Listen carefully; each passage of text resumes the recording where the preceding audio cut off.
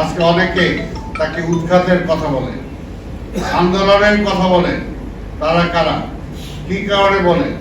আজকে যে আমরা জুলাই মাস আপনারা এখানে প্রোগ্রাম করছেন, জুলাই অভ্যুত্থানের কথা যখন আসে অনেকে মনে হয় যে জুলাই অভ্যুত্থান শুধু তারাই করেছেন।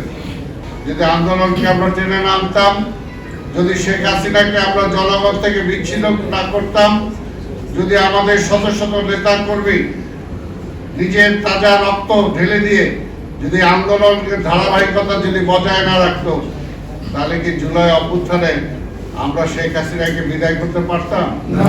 পরিষ্কার কথা।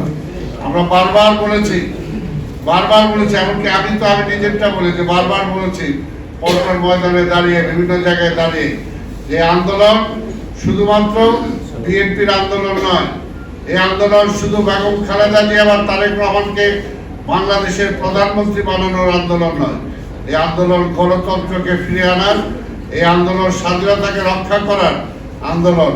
এই আন্দোলনে সবাইকে শরীক হতে হবে। এই আন্দোলন সেদিনই সফল হবে যেদিন সকল ছাত্র, শ্রমিক, কৃষক, বুদ্ধিজীবী, রাজনীতিবিদ সবাই যখন একযোগে মাঠে নেমে আসবে।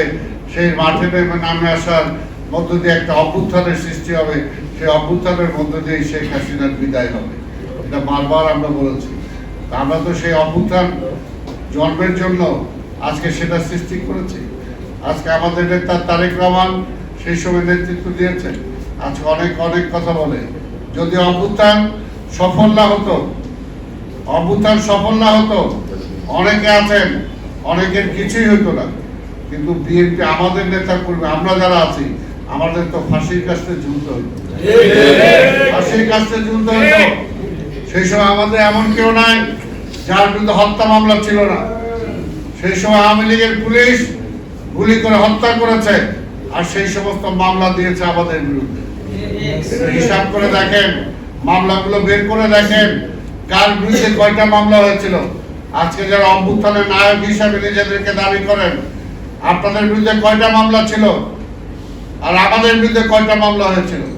যদি সেই সময় শেখ হাসিনার এই অবস্থা না হতো, আপনারা তো হয়তো ঘরের ছেলে ঘরেই ফিরে থাকতে পারতেন, কিন্তু আমাদের তো আর ঘরে ফিরে যাওয়ার কোনো সুযোগ ছিল না।